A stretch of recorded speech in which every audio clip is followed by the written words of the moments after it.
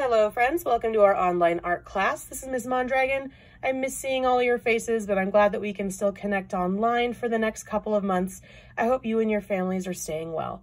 So hopefully you've had a chance to view the OK Go primary and secondary color video. Now we can go ahead and get started with our activity. So to review, what are the three primary colors? They are red, yellow, and blue. And those three colors create our secondary colors, which are purple, green, and orange. So the next part of our activity was to find 6 objects from around our houses that contain the primary and secondary colors. So I'm going to pan back over here and show you what I found. I found some Clorox wipes, which are bright yellow. I mean, there's other colors on that label, but very yellow.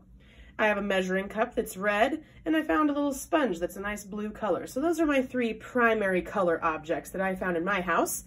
My 3 secondary color objects are a little Bronco boot koozie for drinks, and a bottle of stevia, which is green, and a little water bottle that I use for cleaning that's purple. So those are my 6 objects from around the house that reflect the primary and secondary colors.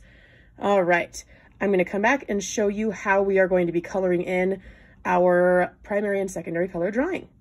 Hi friends, welcome back. So I just drew the drawing of my choice, which is what you can do. It's anything that you would like to draw, and you are going to color it in using the primary and secondary colors. I chose to make my design and my picture first before I added colors in case I wanted to make any changes. I darkened my lines with a Sharpie just to make them extra bold so it's easier for you all to see on camera. You don't have to do that if you don't want to, but you are more than welcome to if you like to do that.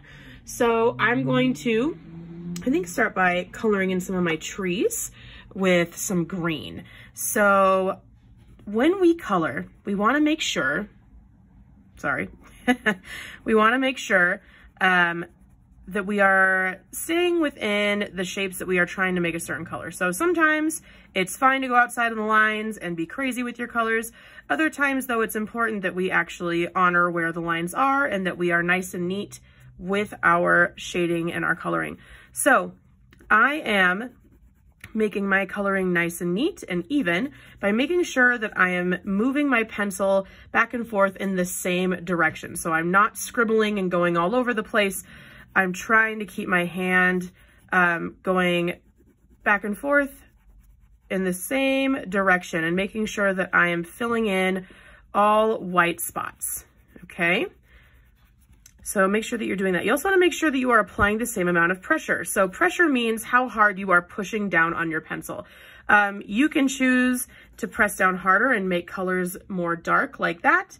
You can color really lightly, which means not pushing down very hard on your pencil at all. And you can be intentional, which means drawing light in some places on purpose and dark in other places on purpose.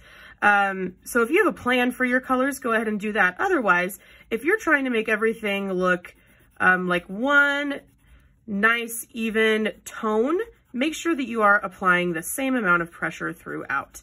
So keep coloring in your entire picture like that. I'll show you what mine looks like when it's all finished. And then you should be able to share your artwork with me through the Flipgrid app once you're finished with your artwork. So I'd love to see it when you're done. I'll give you an update when mine is all colored in. Thanks, friends. Bye. All right, friends, here's my finished drawing. And I have all of my primary and secondary colors here in my final piece. So I also wanted to show you all what it looks like when you mix colors together. So I chose to do that in my mountains with the blue and the purple and with my sky colors. So you can see where I mixed some colors together. I also colored a little bit light on purpose toward the tops of my mountains to show that there might be some snow, and a little bit as well in the sky. So again, it's fine if you choose to color more light or more dark in certain areas, depending on what you are trying to make it look like. And it's also fine if you mix colors with a plan a little bit. So again, this is my final drawing, and I would love to see all of yours. There should be a way for you to respond to this video with the green plus sign in Flipgrid. So go ahead and show me what you've created. All right, can't wait to see what you've drawn. Talk to you next week. Bye-bye, guys.